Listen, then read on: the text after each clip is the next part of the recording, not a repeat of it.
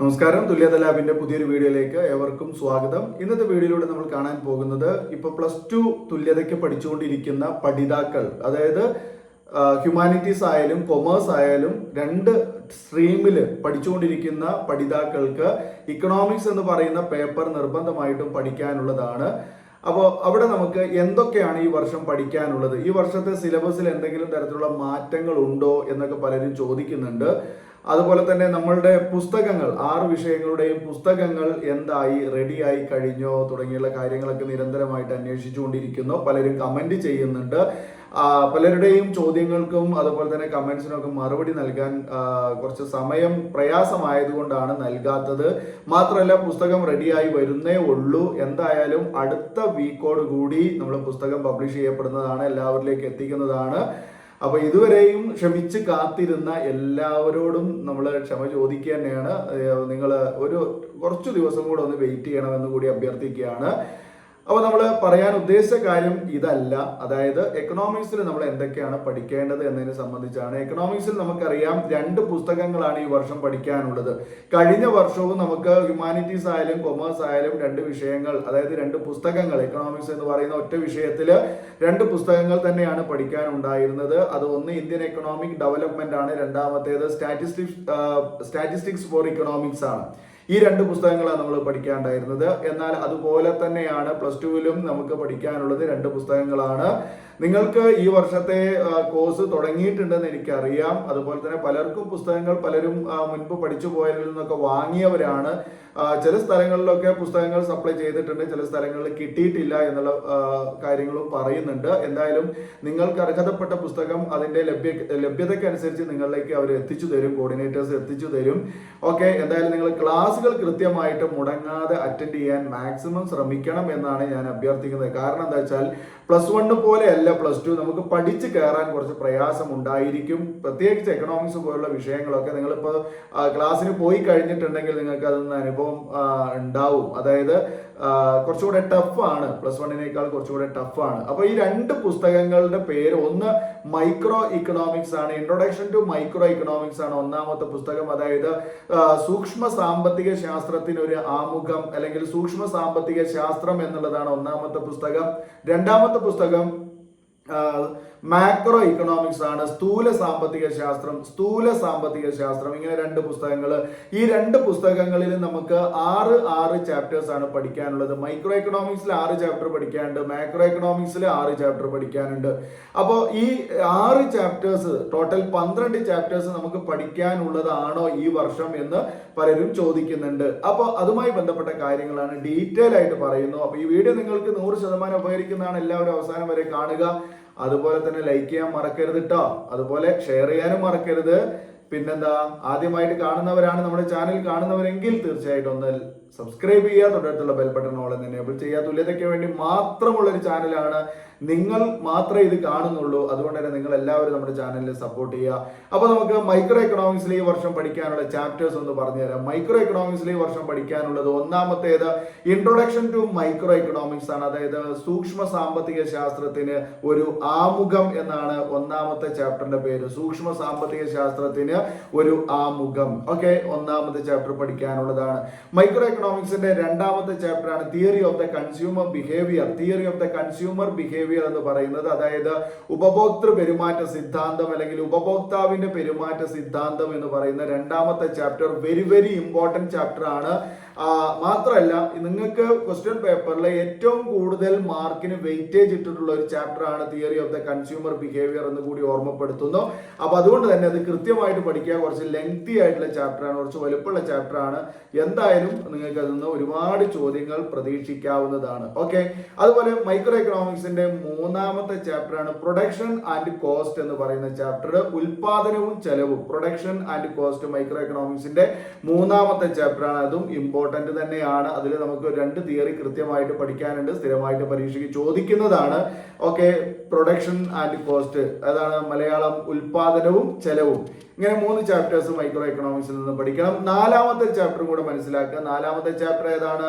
Theory of the firm under perfect competition. Theory of the firm under perfect competition എന്ന് പറയുന്നത് പരിപൂർണ മത്സര കമ്പോളത്തിന്റെ എന്താണ് സിദ്ധാന്തം, പരിപൂർണ മത്സര കമ്പോളം അല്ലെങ്കിൽ പൂർണ്ണ മത്സര കമ്പോളത്തിന്റെ സിദ്ധാന്തം എന്നാണ് അവിടെ പറയുന്നത്. അതും ഇമ്പോർട്ടന്റ് ആയിട്ടുള്ള ഒരു ചാപ്റ്റർ തന്നെയാണ്, അതും നമുക്ക് പഠിക്കാനുള്ളതാണ്. മൈക്രോ എക്കണോമിക്സിന്റെ 5ാമത്തെ ചാപ്റ്റർ ആണ് മാർക്കറ്റ് ഇക്വിലിബ്രിയം, അതായത് കമ്പോള സന്തുലിതാവസ്ഥ എന്ന് നമ്മൾ മലയാളത്തിൽ പറയും. കമ്പോള സന്തുലിതാവസ്ഥയും വളരെ ഇമ്പോർട്ടന്റ് ആണ്, അതും നമുക്ക് ഈ വർഷം നമുക്ക് ചാപ്റ്റർ ആയിട്ട് പഠിക്കാനുള്ളതാണ്. 6ാമത്തെ ചാപ്റ്റർ ഉണ്ട് നോൺ കോമ്പറ്റീറ്റീവ് മാർക്കറ്റ്, അത് നിങ്ങൾ പഠിക്കേണ്ട. ഓക്കെ, അപ്പൊ 5 ചാപ്റ്റർ മൈക്രോ എക്കണോമിക്സിൽ നിന്ന് നമുക്ക് 5 ചാപ്റ്റർ കൃത്യമായിട്ട് 5 ചാപ്റ്റർ പഠിക്കേണ്ടതുണ്ട്. അതില് പിന്നെ മൈക്രോ എക്കണോമിക്സിന്റെ 3ാമത്തെ ചാപ്റ്ററിൽ തിയറി പ്രൊഡക്ഷൻ ആൻഡ് കോസ്റ്റ് എന്ന് പറയുന്ന ചാപ്റ്ററിൽ കോസ്റ്റ് 2 ഭാഗങ്ങളുണ്ട്. അതായത് ചെലവിന് 2 ഭാഗങ്ങളുണ്ട്. ഒന്ന് ഷോർട്ട് റൺ കോസ്റ്റ് ആണ്, മറ്റൊന്ന് ലോങ് റൺ കോസ്റ്റ് ആണ്. അതിൽ ഷോർട്ട് റൺ കോസ്റ്റ് പഠിച്ചാൽ മതി, ലോങ് റൺ കോസ്റ്റ് നമുക്ക് പഠിക്കാനില്ല, ഒഴിവാക്കിയതാണ്. ഓക്കെ, അതുപോലെ മൈക്രോ എക്കണോമിക്സിന്റെ 6ാമത്തെ ചാപ്റ്റർ നിങ്ങൾ പഠിക്കേണ്ട, അത് ഒഴിവാക്കിയതാണ്. സ്കൂളിൽ എടുക്കുന്നുണ്ടെങ്കിൽ അത് വേണ്ട എന്ന് പറയാൻ നിങ്ങൾക്ക് കഴിയണം. ഓക്കെ, അതുപോലെ തന്നെ മാക്രോ എക്കണോമിക്സിൽ 2ാമത്തെ പുസ്തകമാണ് മാക്രോ എക്കണോമിക്സ്. അതിൽ പഠിക്കേണ്ട 1ാമത്തെ chapter introduction to macro economics ആണ്. ആമുഖം, സ്ഥൂല സാമ്പത്തിക ശാസ്ത്രത്തിന് ഒരു ആമുഖം, ഇൻട്രൊഡക്ഷൻ ടു മാക്രോ എക്കണോമിക്സ്, അതാണ് 1ാമത്തെ ചാപ്റ്റർ പഠിക്കാനുള്ളത്. അതുപോലെ മാക്രോ എക്കണോമിക്സിന്റെ 2ാമത്തെ ചാപ്റ്റർ ആണ് നാഷണൽ ഇൻകം അക്കൗണ്ടിംഗ്, ദേശീയ വരുമാനം കണക്കാക്കൽ എന്ന് പറയുന്നത്, അല്ലെങ്കിൽ ദേശീയ വരുമാനം കണക്കെടുപ്പ് എന്ന് പറയുന്നത് വെരി ഇമ്പോർട്ടന്റ് ചാപ്റ്റർ ആണ്. മാക്രോ എക്കണോമിക്സിൽ നമ്മൾ മൈക്രോ പറഞ്ഞ പോലെ തന്നെ ഏറ്റവും കൂടുതൽ വെയിറ്റേജ് തന്നിട്ടുള്ള ഒരു ചാപ്റ്റർ ആണ് ഏത്? National income accounting. മാക്രോ എക്കണോമിക്സിന്റെ 2ാമത്തെ ചാപ്റ്റർ ആണത്. അതുപോലെ 3ാമത്തെ ചാപ്റ്റർ ഇമ്പോർട്ടന്റ് ആണ് മാക്രോ എക്കണോമിക്സിൽ, മണി ആൻഡ് ബാങ്കിങ്. ഒരുപാട് നല്ല ചോദ്യങ്ങൾ വരാൻ സാധ്യതയുള്ള ഒരു ചാപ്റ്റർ ആണ് മണി ആൻഡ് ബാങ്കിങ്, അതായത് പണവും ധനകാര്യവും എന്നാണ് മലയാളം. ഓക്കെ, മാക്രോ എക്കണോമിക്സിൽ പണവും ധനകാര്യവും എന്ന് പറയുന്ന ചാപ്റ്ററും വളരെ ഇമ്പോർട്ടന്റ് ആണ്, അത് നമുക്ക് പഠിക്കാനുള്ളതാണ്. 4ാമത്തെ ചാപ്റ്റർ ആണ് മാക്രോ എക്കണോമിക്സിലെ ഇൻകം ഡിറ്റർമിനേഷൻ, വരുമാന നിർണയം എന്നാണ് മലയാളം പറയുന്നത്. വരുമാന നിർണയം അത് കുറച്ച് ടഫ് ആയിട്ടുള്ള ചാപ്റ്റർ ആണ്, പക്ഷെ നമുക്ക് കുറച്ച് കാര്യങ്ങൾ അതിൽ പഠിക്കാനുള്ളൂ, കുറച്ച് കാര്യങ്ങളൊക്കെ ഡിലീറ്റഡ് ആണ്. ആ ചാപ്റ്റർ മുഴുവനായിട്ട് നമുക്ക് പഠിക്കാനില്ല, 4ാമത്തെ ചാപ്റ്റർ മുഴുവനായിട്ടും പഠിക്കാനില്ല, അതിന്റെ ഏകദേശം പകുതി വരെ നമുക്ക് പഠിക്കാനുള്ളൂ. ടഫ് ചാപ്റ്റർ ആണ്, അതുകൊണ്ട് തന്നെ അത് കുറച്ച് കാര്യങ്ങളൊക്കെ ഒഴിവാക്കിയിട്ടുണ്ട്. ദെൻ 5ാമത്തെ ചാപ്റ്റർ ആണ് മാക്രോ എക്കണോമിക്സിന്റെ 5ാമത്തെ ചാപ്റ്റർ ആണ് government budget and the economy എന്ന് പറയും. Government budget and the economy, government ബജറ്റും അതുപോലെ തന്നെ സമ്പദ് വ്യവസ്ഥയും എന്ന് പറയുന്ന ചാപ്റ്റർ ആണ്. ഇതും വളരെ പ്രധാനപ്പെട്ട ചാപ്റ്റർ ആണ്. ഇതിൽ നിന്ന് നമുക്ക് കൃത്യമായിട്ട് ചോദ്യങ്ങൾ വരാറുണ്ട്. അതുപോലെ തന്നെ അതായത് ഗവൺമെന്റിന്റെ ടാക്സ്, അതുപോലെ ബജറ്റ്, റവന്യൂ, അങ്ങനെയുള്ള കാര്യങ്ങളൊക്കെ കലർത്തിയിട്ടാണ് ഈ ചോദ്യങ്ങൾ വരാറുള്ളത്. ഇമ്പോർട്ടന്റ് ആയിട്ടുള്ള ചാപ്റ്റർ ആണ്, അത് നമുക്ക് മുഴുവനായിട്ട് തന്നെ പഠിക്കാനുണ്ട്. അതുപോലെ തന്നെ 6ാമത്തെ ചാപ്റ്റർ മാക്രോ എക്കണോമിക്സിന്റെ 6ാമത്തെ ചാപ്റ്റർ ആണ് open economy and macro economics. Open economy and macro എക്കണോമിക്സിൽ നമ്മൾ BOP, BOT, അതുപോലെ തന്നെ എന്താണ് exchange rate, type of exchange rate, പിന്നെ ഡിറ്റർമിനേഷൻ ഓഫ് എക്സ്ചേഞ്ച് റേറ്റ് എന്നൊക്കെ പറഞ്ഞിട്ടുള്ള ഭാഗങ്ങളാണ്, ഇമ്പോർട്ടന്റ് ആണ്. പക്ഷെ നമുക്ക് ഈ ചാപ്റ്റർ മുഴുവനായിട്ട് പഠിക്കാനില്ല. ഏകദേശം നമുക്ക് ബ്രെട്ടൺ വുഡ്സ് എന്ന് പറയുന്ന പോയിന്റ് വരെ പഠിക്കാനുള്ളൂ. അതിൽ ഏറ്റവും ഇമ്പോർട്ടന്റ് ആയിട്ടുള്ള ഒന്ന് എന്ന് പറഞ്ഞത് BOP, BOT ആണ്. അതുപോലെ തന്നെ ഡിറ്റർമിനേഷൻ ഓഫ് എക്സ്ചേഞ്ച് റേറ്റ്, വരുമാന നിർണയം നിർണ്ണയിക്കുന്നത്, അല്ലെങ്കിൽ വരുമാനം എന്താണ് എക്സ്ചേഞ്ച് റേറ്റ് എന്ന് പറഞ്ഞാൽ വിനിമയ നിരക്ക് നിർണ്ണയിക്കുന്ന രീതികൾ ഏതൊക്കെയാണെന്നുള്ള രീതിയിലാണ് ചോദ്യം അവിടെ വരുന്നത്. ഓക്കെ, അത്രയും കാര്യങ്ങളാണ് ചാപ്റ്ററിൽ ഉള്ളത്. 6ാമത്തെ ചാപ്റ്റർ മുഴുവൻ പഠിക്കേണ്ടതില്ല, മാക്രോ എക്കണോമിക്സിന്റെ 6ാമത്തെ ചാപ്റ്റർ മുഴുവൻ പഠിക്കേണ്ടതില്ല.